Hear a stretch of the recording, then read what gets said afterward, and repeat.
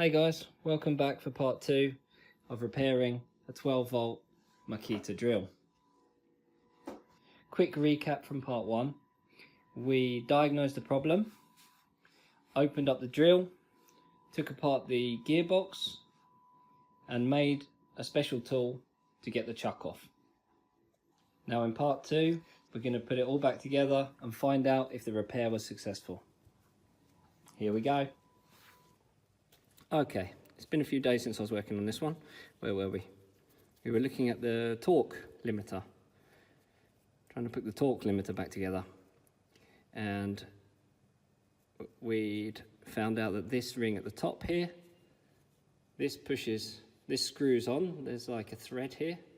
This screws on, pushes the spacer, which pushes these springs, which pushes against this washer.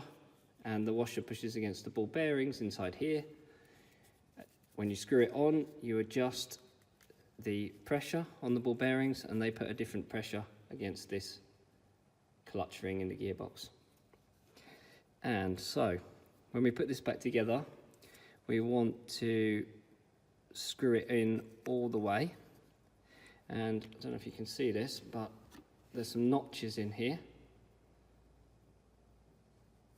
And on the screw ring there's some tabs, and one of the tabs is a bit bigger, this one, and so one of the notches is a bit bigger, see it here, and we can slide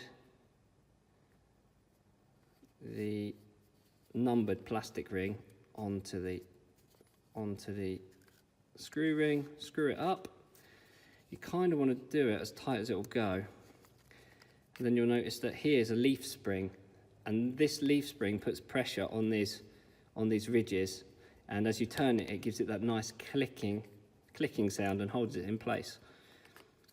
And then you'll notice that there is a tab that sticks up here, and there is also a tab that sticks out here. These two are going to meet each other when it's completely done up. So let's see, there's the big tab, there's the big tab, so if I push that in there now, there.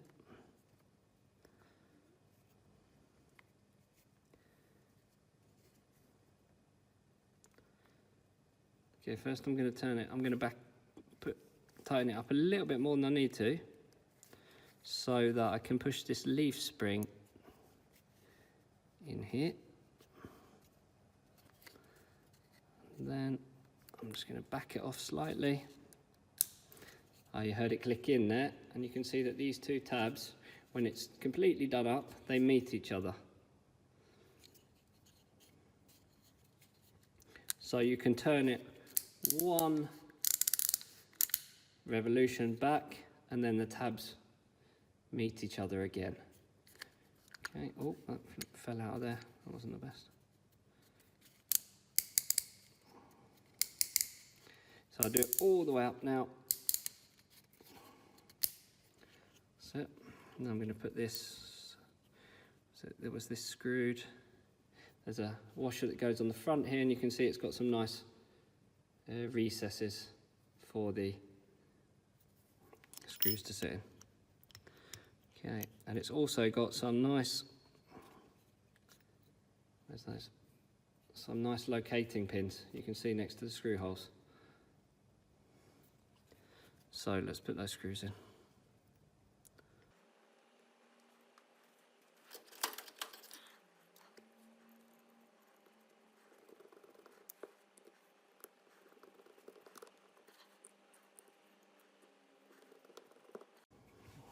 Okay, that's those three in. And you can see, if I hold the shell up here, here's some tabs, and they're going to match up with, not this side with the big tab that meets the other big tab, but the opposite side. You can see there's three here that stick up. 1, 2, 3, and then there's, you can see this 1, 2, 3 there. And we can check that it's been put back together correctly by offering it up. So we'll offer it up here.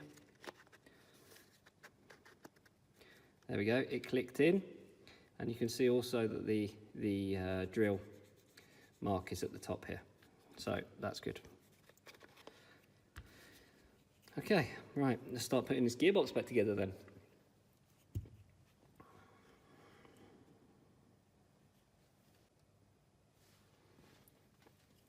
Okay, I think I'm going to start off with this piece here.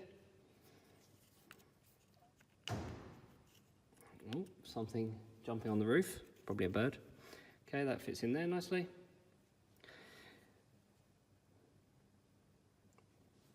Next, we're going to look at this carrier. And this could be a little bit fiddly. In fact, we're not going to do the carrier now, we're going to put the ball bearings in. I'm going to get a bit of grease for that.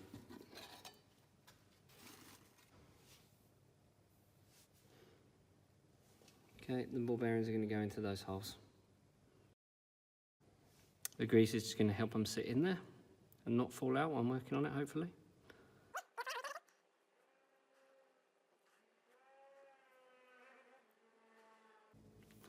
There we go. Right, now we'll put the carrier in. On this carrier, we need these pins, I think, to sit in these 3 notches. So, a bit more grease.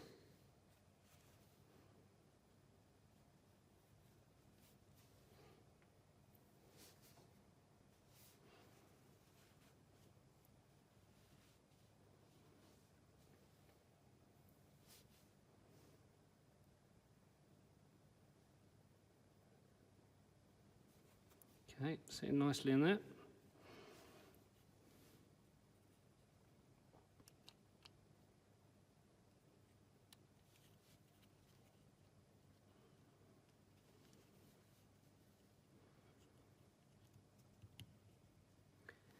Feels like one of them have fallen out. Got a feeling this could be fiddly. Yeah, look, that one fell over. Flip it. Maybe I could try to put it directly in here.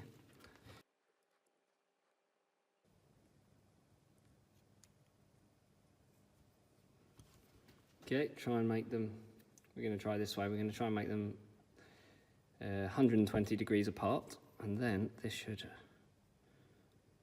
just go over, sit on there, see if that works.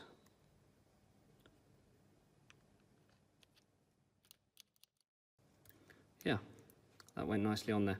Okay, now we're going to do a little test. We're going to make sure that this spins the threaded part on the other side, which it does. And then when we turn the threaded part, it should lock, which it does. Okay, I'm happy with that. Right, now we can, what's the next stage? Maybe put on the torque clutch ring.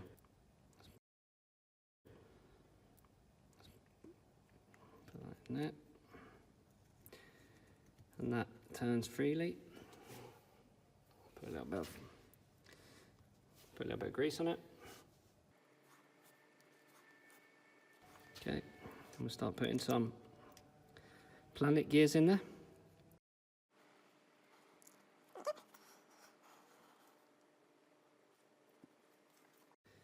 Right then, on top of here is going to go this flat washer. I noticed that one of these tabs has got a little notch out of it, but I don't know if that makes any difference. I would say that it doesn't make a difference where it goes.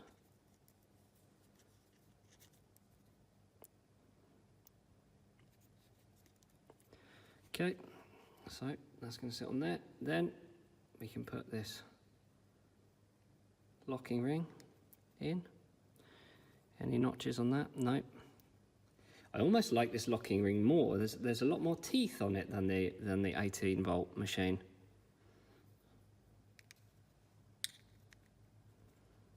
Okay. Is there any difference which side you put it in? No, it doesn't look like it. Looks the same on both sides. So that slots in there. Nice.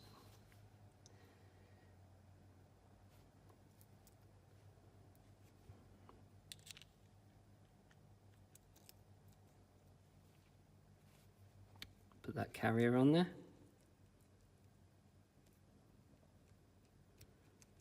Quite a lot of space there. That's the wrong carrier. Almost made a mistake there. Okay. I could feel that there was a lot of play. And so it must be wrong. It was this carrier that goes on next. I can already feel that it's much more tricky to get in. There we go. Much better, no play in that. If something feels wrong, it probably is wrong. Right.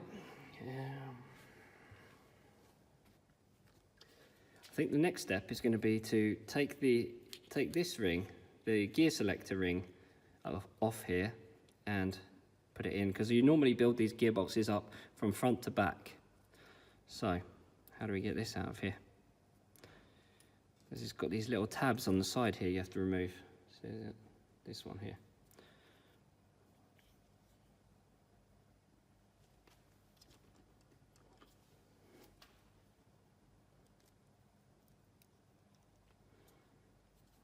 There we go.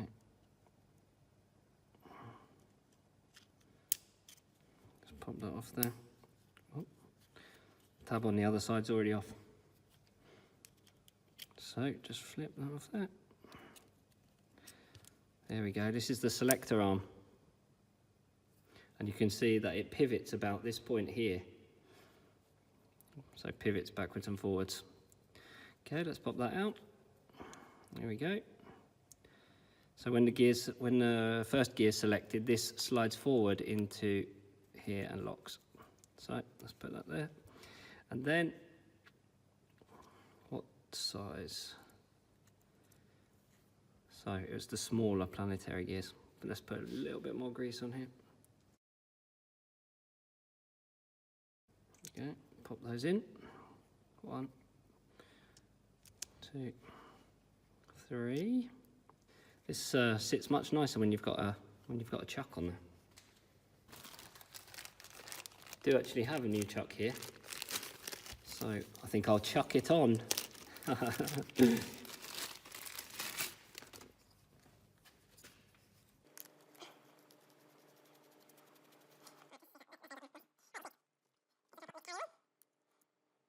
Guess I'll try to pop the next carrier on. Take these parts out of here. There's a washer and a ring gear. Right, we'll pop these planetary gears on.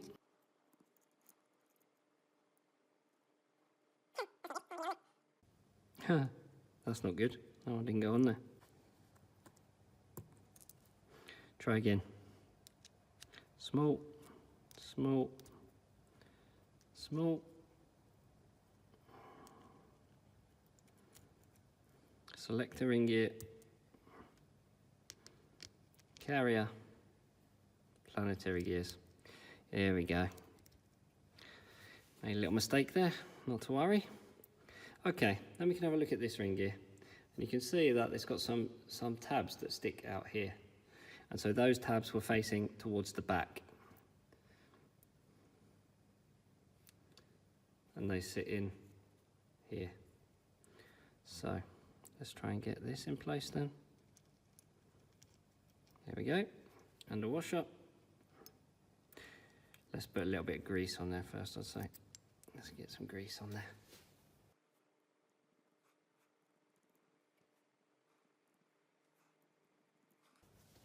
There we go. Right, now, washer. And then the back of the gearbox.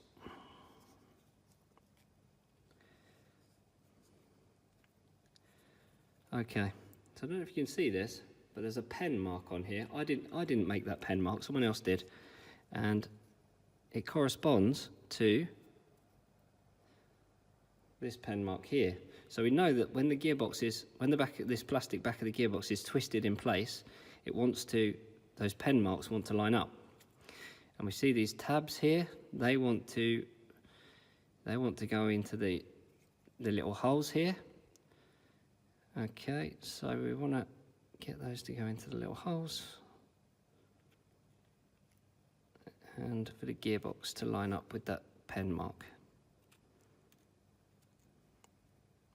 There we go, it slid on there pretty nice. You can see right now that the pen mark is away, so I'm just going to twist it. You have to put a little pressure on it. And now, gearbox in place. Right, that was good. Now, we need to get the gear selector. You can see these two little pins here. They're going to slide into the tracks. Inside here, you can see the track on the side of the selector gear, the selector ring gear. So let's try that then.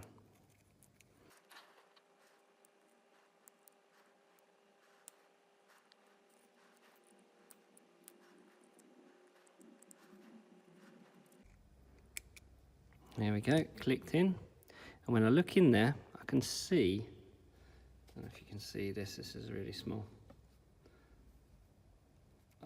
I can see anyway, that the ring gear is moving backwards and forwards. Okay, that's in place. Right, then to put these covers on. And these covers have got R and L stamped on them. That one says L, I don't know if you can see that. Getting a real close up on my hand now. And this one says R. Maybe easier to see an R. In any case, take my word for it. So, oh, I wonder if I broke these when I got them out. Maybe not. It's hard to say, really. So, right and left. I guess from the top. So, right and left.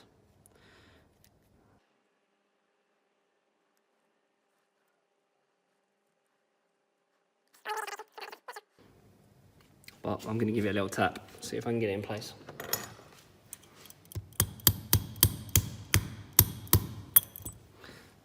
Okay, that popped in here.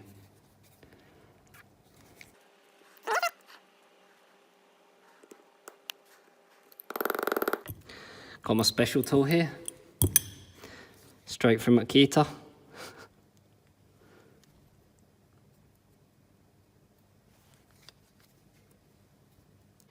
There we go, sitting quite nicely now. I think I actually did break something off when I pulled them out. I think at the back here, there's a little hole here. There should be a tab that slides in there. But I think it's going to work even without that.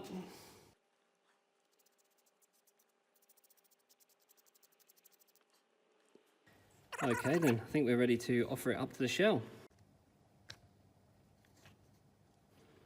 Nicely on there. And this one.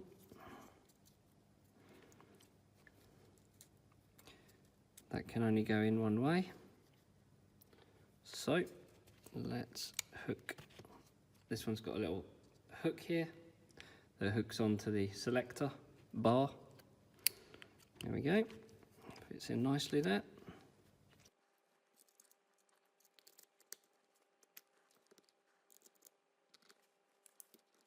Be a bit careful when you're doing this. Don't tighten them too much if you use an impact driver. Oops.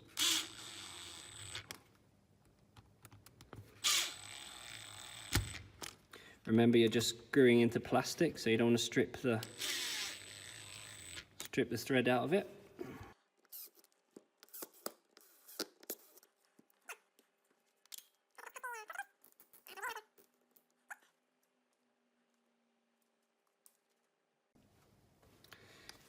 Okay, so now I'm going to screw in the, I want to open up the chuck so that I can get the Allen key in again. And then I want to start to do it up.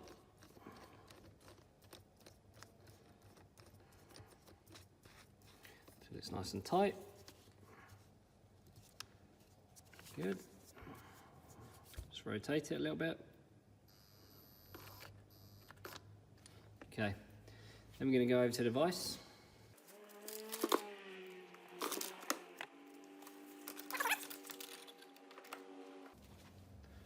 Okay, so now the important part of this is that the battery is not pressing against the side of the desk. It has to be the shell of the drill. So you're not putting pressure against the side of the battery, you're putting pressure against the shell. Okay, let's come a bit closer. So we're going to set this to 1 and drill, and then you're just going to squeeze the trigger so that it tightens up fast. Ready? 1, 2, 3. So it basically reaches maximum torque fast, and that's what does up the chuck on the spindle.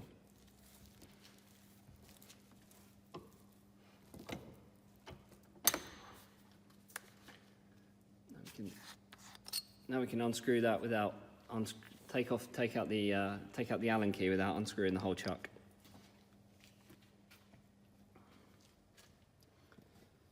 Come back over here. Now we're going to want to put the screw in the center.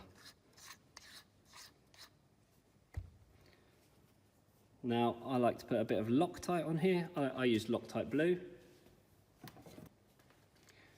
Here we go then.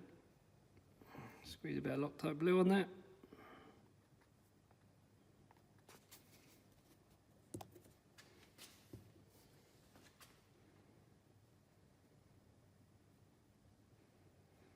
Yep. Pop it in here. Okay, lefty loosey, righty tighty. But that's not true on this one, so it's lefty tighty, righty loosey. Basically, we're going to turn it anti-clockwise to do it up.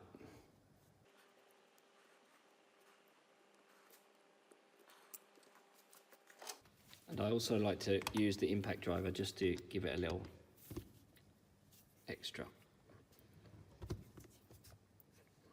Just a light tap. There we go. So,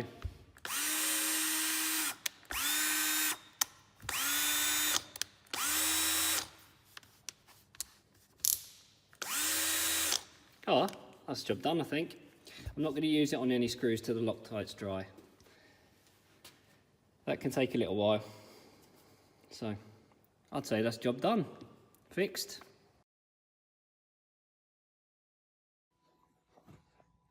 Thanks for watching, everyone. I've got a couple of projects on the go at the moment. A Festool table saw and a Bosch table saw.